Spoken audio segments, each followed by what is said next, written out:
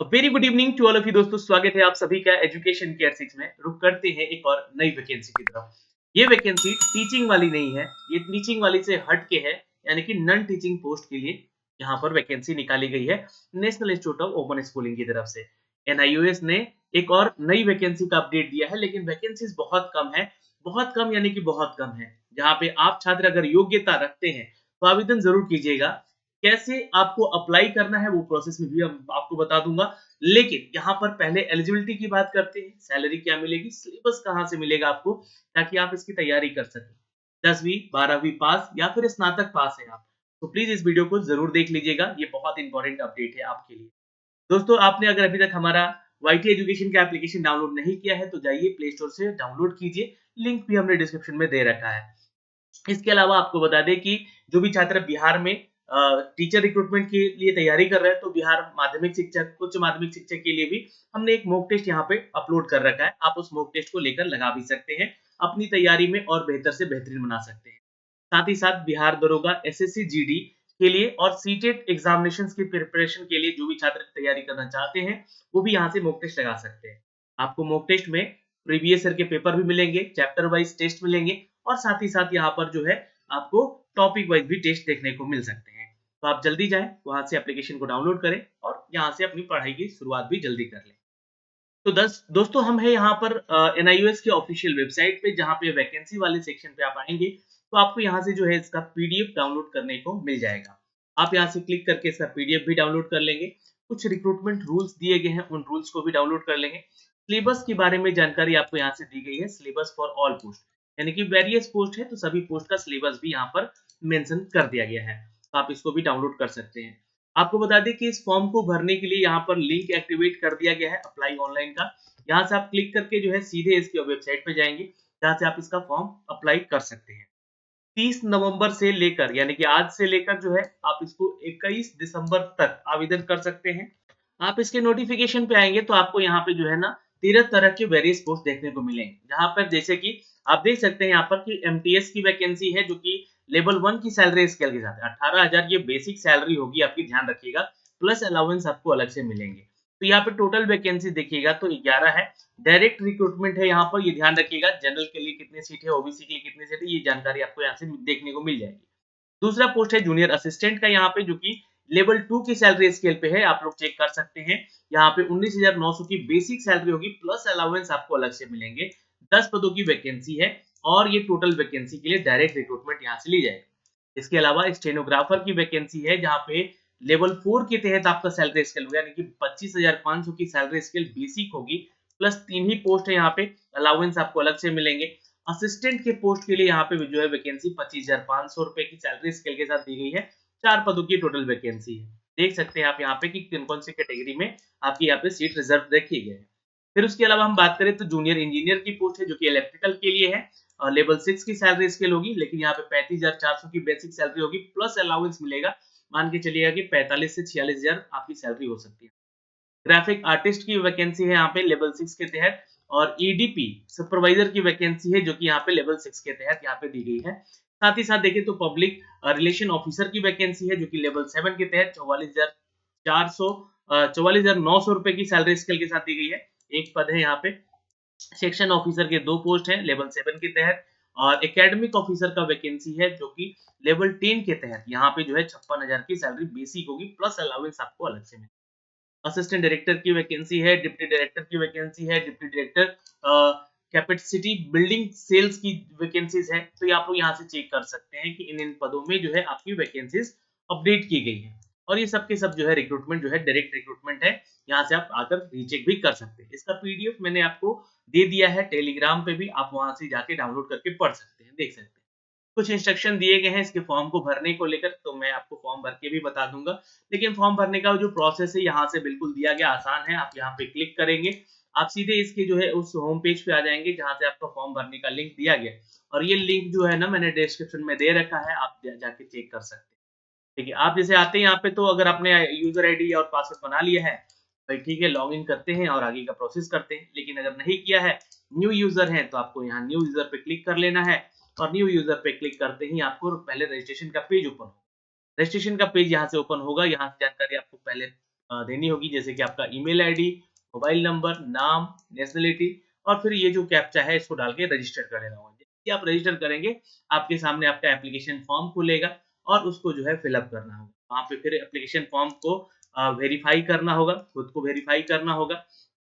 फिर उसके बाद आपका लॉगिन करवाने को बोलेगा और फिर जो है लॉगिन करेंगे तो आपसे जो है डेटा सबमिशन के लिए बोलेगा। जो भी आप डेटा भरेंगे वहाँ पे अपने एड्रेस को लेकर या फिर एकेडमिक को लेकर या फिर एग्जामिनेशन के प्रेफरेंस को लेकर, किस-किस पोस्ट के लिए आप प्रेफरेंस कर रहे हैं, उनको लेकर ये तो यहाँ पे आपसे डेटा सबमिट करवाएगा। फिर उसके बाद पेमेंट करवाए पेमेंट जो है यहाँ पे थोड़ा-सा हाई है। मैं आपको दिखला देना चाहता हूँ क्योंकि पेमेंट जो है अगर हम बात करें ग्रुप सी के पोस्ट के लिए तो यहाँ पे ₹500 है और ग्रुप बी के पोस्ट के लिए है तो ₹600 है और ग्रुप बी के पोस्ट के लिए एससी-एसटी के लिए ₹750 है।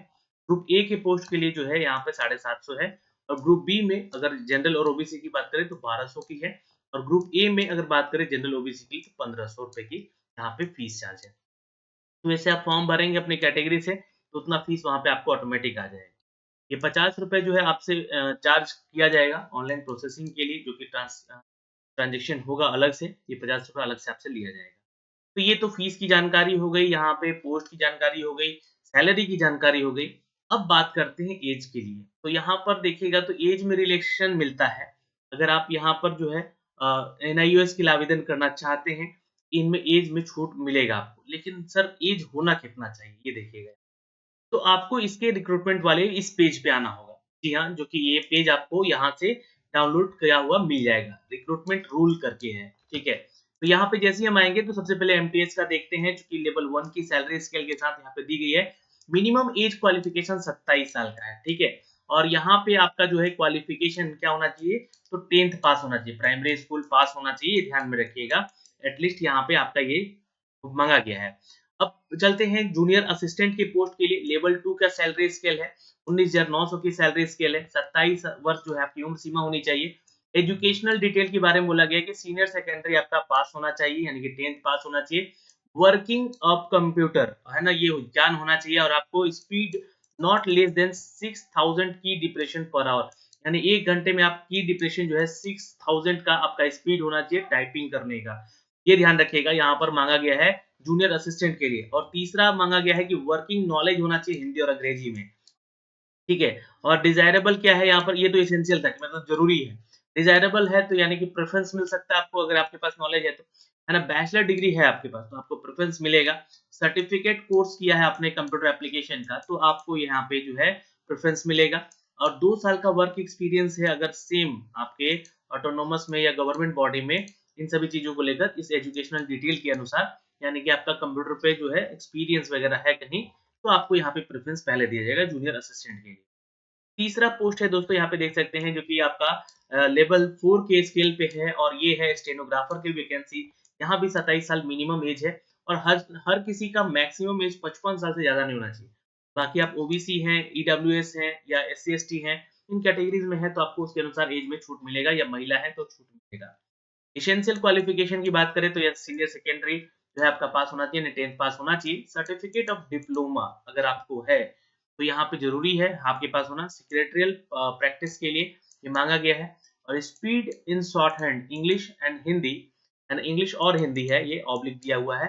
80 वर्ड पर मिनट का होना चाहिए कंप्यूटर स्पीड पे 80,000 की डिप्रेशन के साथ, ध्यान में रखिएगा। और यहाँ पे डिज़ायरेबल में माँगा गया है कि 3 साल का वर्क एक्सपीरियंस अगर आपके पास है स्टेनोग्राफर का, तो आपको प्रेफ़रेंस किया जाएगा। अगला पोस्ट है यहाँ पर कि अगर हम बात करें यहाँ पे तो ये असिस्टेंट का पोस्ट है, 27 साल एज यहाँ भी है, लेवल 4 की सैलरी स्केल है, सीनियर सेकेंडरी यानी कि 10th पास होना चाहिए, लेकिन प्रोफिशिएंसी इन कम ऑफिस है ना? प्रोसीजर में आपकी अगर नॉलेज है तो आपको यहाँ पर जो है बिल्कुल माँगा गया है यहाँ पे और noting, drafting, knowledge of the government rule and the regulation ये होना चाहिए, आपके नॉलेज में होना चाहिए, ये सारी जानकारी होनी चाहिए। Working on computer with the speed of 8000 की depression per hour. Working knowledge of Hindi और इंग्लिश का होना भी ज़रूरी है यहाँ पे। अगला जो अपडेट है यहाँ पे देख सकते हैं लेवल 6 के तहत यहाँ पे सैलरी स्केल है 30 साल का उम्र सीमा होना चाहिए और मैक्सिमम जो है आपका कैटेगरी के अनुसार होना चाहिए। ये जूनियर इंजीनियर का पोस्ट है इलेक्ट्रिकल। 3 साल का डिप्लोमा डिग्री है आपके पास इन सभी डिसिप्लिन में, तो आप यहाँ पे आवेदन कर सकते हैं और वर्क एक्सपीरियंस है होना चाहिए मेंटेनेंस वर्क को लेकर या फ्रेमवर्क को लेकर इसके, और वर्किंग नॉलेज होना चाहिए इंग्लिश और हिंदी का, और वर्किंग नॉलेज होना चाहिए कंप्यूटर ऑपरेशन का भी, तो आप यहाँ पे एलिजिबल होते हैं। एक और पोस्ट है ग्राफिक आर्टिस्ट का। यहाँ पे बोला गया है कि second class graduate with the diploma in fine art. Fine art में सेकंड क्लास की डिग्री अगर आपके पास है तो ज़रूरी है होना। सर्टिफिकेट इन मल्टीमीडिया में होना ज़रूरी है आपके पास। आपको नॉलेज होना ज़रूरी है इसका, है ना? और प्रोफिशिएंसी माँगा गया है कंप्यूटर एनिमेशन का या फिर प्रिपरेशन ऑफ मल्टीमीडिया पैकेजेज़ का। वर्किंग नॉलेज होना चाहिए हिंदी और इंग्लिश का, ये ध्यान में रखिएगा। फिर उसके बाद अगर हम बात करें एक और पोस्ट की जहाँ पर ईडीपी सुपरवाइजर का पोस्ट है, 37 साल एज क्राइटेरिया है, बैचलर डिग्री माँगा गया है और साथ में माँगा गया है PG degree in computer application, hardware engineering, या फिर आपने जो है यहाँ से इन सभी इंस्टीट्यूट से किया है, यानी कि पीजीडीसी आपने किया है और ग्रेजुएशन के साथ-साथ, और 3 साल का जो है एक्सपीरियंस भी माँगा गया है यहाँ पर सिस्टम डेवलपमेंट को लेकर। या फिर अगर आपके पास यहाँ पे इनकी नॉलेजेस हैं, एक्सपीरियंस है, तो आप इधर आवेदन कर सकते हैं। सेंट्रल गवर्नमेंट या फिर ऑटोनोमस बॉडी में आपने वर्कआउट किया है और स्केल 4 पे काम किया है, स्केल लेवल 4 पे, तो आप इधर आवेदन कर सकते हैं। ये एलिजिबिलिटी क्राइटेरिया है यहाँ पे इसका सुपरवाइजर का। फिर इसके बाद अगर हम बात करें दोस्तों तो यहाँ पे पब्लिक रिलेशन ऑफिसर की वैकेंसी है लेवल 7 के लिए। 37 साल की उम्र सीमा मांगी गई है और सेकंड मास्टर डिग्री मांगा गया है। डिप्लोमा भी डिग्री होना चाहिए और ये मास कम्युनिकेशन में, एडवर्टाइजिंग में, जर्नलिज्म में, तो आप इधर आवेदन कर सकते हैं और कर सकते हैं। ये सारे के सारे क्या है, यहाँ पे नॉन टीचिंग वाले पोस्ट हैं, तो इसलिए यहाँ पर एक्सपीरियंस भी मांगे जा रहे हैं। ठीक है, एनआईओएस की वैकेंसी है। लेवल 7 की वैकेंसी एक और है जो कि सेक्शन ऑफिसर का वैकेंसी है। 37 साल एज क्राइटेरिया होना चाहिए। सेकंड क्लास की डिग्री है अगर आपके पास किसी भी यूनिवर्सिटी से तो आप आवेदन कीजिए। साथ में 5 साल का वर्क एक्सपीरियंस भी होना चाहिए। जिस स्किल पे आपने काम किया है वहाँ सैलरी कम से कम 35,400 की होनी चाहिए थी, और उसके बाद ही आप यहाँ पे आवेदन कर सकते हैं। नॉलेज में बात करें तो यहाँ पे मीडिया, लाइब्रेरी, प्रिंटिंग, कंप्यूटर का नॉलेज होना चाहिए। कंडक्ट ऑफ एग्जामिनेशन, फिर ऑर्गेनाइजेशन ऑफ सेमिनार, कॉन्फ्रेंस, इन सभी का, टीचर्स का, की इंप्रेशन का, और experience in the handling student support. मतलब यहाँ पे थोड़ा सा देखिएगा तो ये टीचिंग वाला जो है सेक्शन जोड़ा गया है कि एक्सपीरियंस आपके मांगे गए हैं। नॉलेज ऑफ यहाँ पर जो है फाइनेंशियल रूल के जो है आपके पास नॉलेज होना चाहिए, सर्विस रूल का भी नॉलेज होना चाहिए, और नॉलेज ऑफ कंप्यूटर ऑपरेशन की बात की गई है यहाँ पे, तो उसकी जानकारी भी आपको होनी चाहिए। फिर उसके बाद हम बात करें यहाँ पे दोस्तों तो ये जो वैकेंसी है, ये है आपका एकेडमिक ऑफिसर का कंप्यूटर साइंस के लिए, जो 37 साल का उम्र सीमा मांगा गया है। मास्टर डिग्री होना चाहिए आपके पास, 55% के साथ होना चाहिए, बी प्लस ग्रेड में आपका होना चाहिए, गुड एकेडमिक होना चाहिए, वर्किंग नॉलेज होना चाहिए कंप्यूटर ऑपरेशन का, और हिंदी इंग्लिश का ज्ञान भी होना चाहिए। डिजायरेबल में यहाँ पे एमफिल की डिग्री रखे हो, पीएचडी की डिग्री रखे हो तो आप आवेदन कर सकते हैं। पोस्ट ग्रेजुएशन की डिग्री है आपके पास या डिप्लोमा इन डिस्टेंस एजुकेशन का डिग्री है, then you can also apply for the post, है ना? तो ये ध्यान में रखिएगा। यहाँ पे एक पोस्ट और है जो कि यहाँ पे एकेडमिक ऑफिसर का है, टेक्नोलॉजी में सेम क्वालिफिकेशन है, कंप्यूटर वाले का है। फिर उसके बाद यहाँ पे टीचर एजुकेशन का भी पोस्ट है। 33 साल का एज क्वालिफिकेशन है, 10 लेवल का सैलरी स्केल है, और यहाँ पे देखिएगा तो मास्टर डिग्री मांगा गया है विद 55%, बी प्लस ग्रेड में आपका होना चाहिए, वर्किंग नॉलेज होना चाहिए कंप्यूटर ऑपरेशन का, और इंग्लिश हिंदी में ज्ञान भी होना चाहिए। बाकी डिजायरेबल ये डिग्रियां हैं तो आपको प्रेफरेंस मिलेगा, जैसे एमफिल या पीएचडी किए हैं, या पोस्ट ग्रेजुएट डिप्लोमा किए हैं, या डिस्टेंस एजुकेशन डिप्लोमा किए हैं, और आपका पास एक्सपीरियंस है writing for the lesson, teaching material, organisation, seminar, workshop and in service education को लेकर, देन आपको यहाँ पे प्रेफरेंस दिया जाएगा। वैसे ही एक और पोस्ट है और ये एकेडमिक ऑफिसर का पोस्ट है जो कि पैरामेडिकल कोर्सेज को लेकर यहाँ पे दिया गया है। 37 ईयर का एज क्वालिफिकेशन है, और यहाँ पे जो है आपका 55% तक पीजी डिग्री होना चाहिए।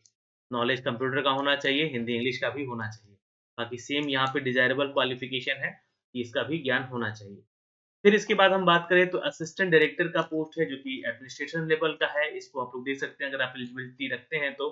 फिर डिप्टी डायरेक्टर का भी है एकेडमिक को लेकर, और डिप्टी डायरेक्टर कैपेसिटी को लेकर भी है यहाँ पर। तो ये सारे जो है पोस्ट यहाँ पे दिए गए हैं दोस्तों, जिसके क्वालिफिकेशन, सैलरी, एज क्वालिफिकेशन सब कुछ दिया गया है। लेकिन यहाँ पर सिलेबस की कहाँ चर्चा हुई है? तो सिलेबस के लिए आप यहाँ पे फिर आएँगे ऑफिशियल वेबसाइट पे, और यहाँ से सिलेबस भी आप यहाँ से डाउनलोड कर सकते हैं फॉर द ऑल पोस्ट। जैसे ही आप इस पे क्लिक कीजिएगा तो सिलेबस का सेक्शन आपका ओपन हो जाएगा, और थोड़ा समय लग रहा है यहाँ पे, तो ये ओपन हो रहा है, और यहाँ पे आप टोटल पोस्ट के लिए, है ना, अपनी तैयारी को जारी रख सकते हैं। यहाँ पे सिलेबस दिया है, उसके एग्जाम पैटर्न दिए हैं, कितने-कितने क्वेश्चन किस-किस सेक्शन से आएँगे और ये सारा का सारा आपका सिलेबस का जानकारी भी यहाँ से मेंशन कर दिया गया है। तो किस पोस्ट में क्या पूछा जाएगा, ये जानकारी आप यहाँ से देख सकते हैं, है ना? ये जानकारी यहाँ से दी गई है, जैसे कि ये पेपर 1 टाइप किसका है, पेपर 2 टाइप किसका है, कितने क्वेश्चन किस सेक्शन से आएँगे, क्या क्वेश्चन पूछा जाएगा, ये सारे टॉपिक वाइज़ जो है आपको सिलेबस भी यहाँ से मेंशन कर दिए गए। तो इस सिलेबस को भी मैंने जो है आपको टेलीग्राम पे शेयर कर दिया है, वहाँ जाके आप डाउनलोड कर सकते हैं। तो अभी के लिए इस वीडियो में इतना ही, फिर मिलेंगे आपसे एक नए वीडियो में। जय हिंद, अपना ख्याल रखिएगा। सारा पीडीएफ आपको टेलीग्राम पे शेयर कर दिया गया है, देख लीजिएगा। जय हिंद।